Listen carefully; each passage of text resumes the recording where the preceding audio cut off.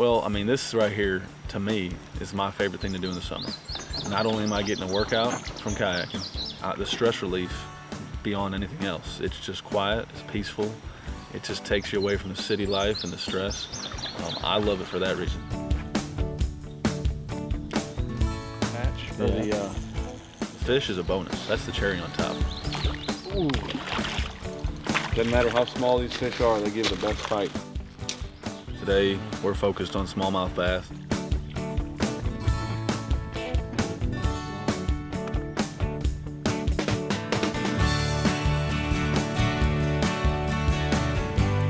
We try to look for any kind of flowing water that moves over here. Then you go into some shallow water, flowing water into a deeper hole.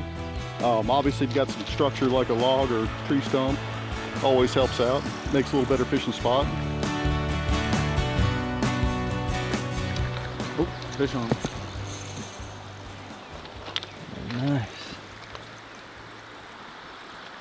That is some clear water. Yes, it is. All of this is spring fed in these kind of creeks, so the smallmouth are here. We got double there, Scott.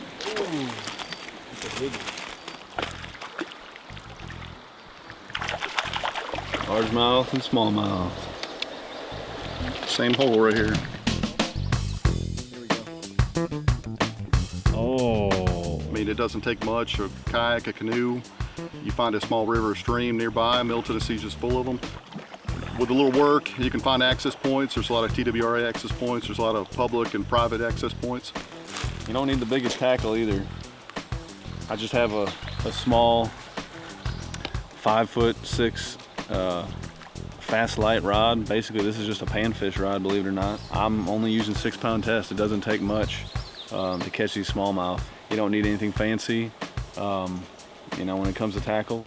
You don't have to be an expert fisherman. You don't have to be a pro fisherman. You can just pick up a handful of lures, old tackle box, Walmart, some of the basics you can find, and all you gotta do is throw it out there and have fun. That was my favorite lure. That's what it was. My last one. Got it? Yeah, I got it.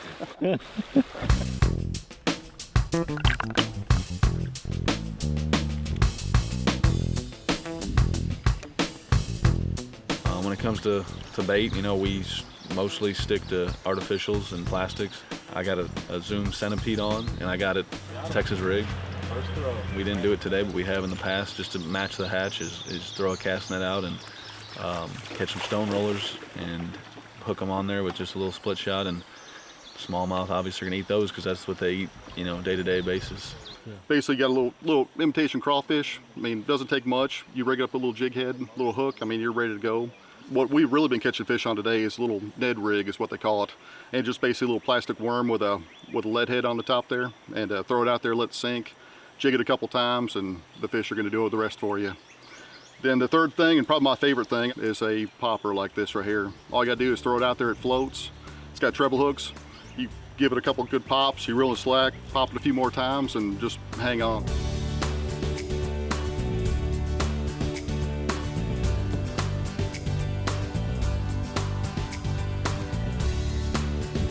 When you're out floating a river like this, and you definitely have to plan ahead. It's not just a short, you know, let's go fishing type of thing. Or, you know, you got to think about every little thing from, you know, do I have my life jacket?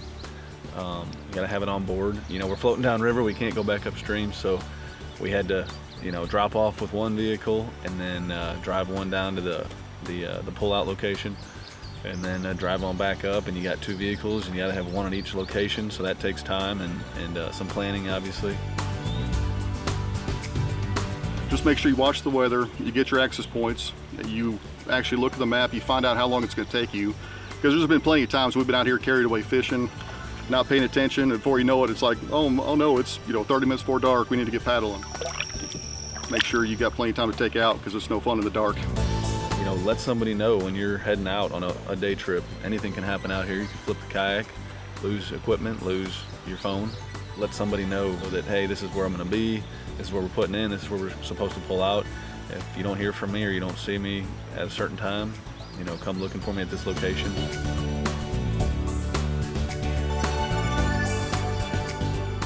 Anybody with an able body can definitely do this. Children, you can definitely bring your children out here. It's worth the adventure, the sights, the sounds, the wildlife you're gonna see. It's all worth it.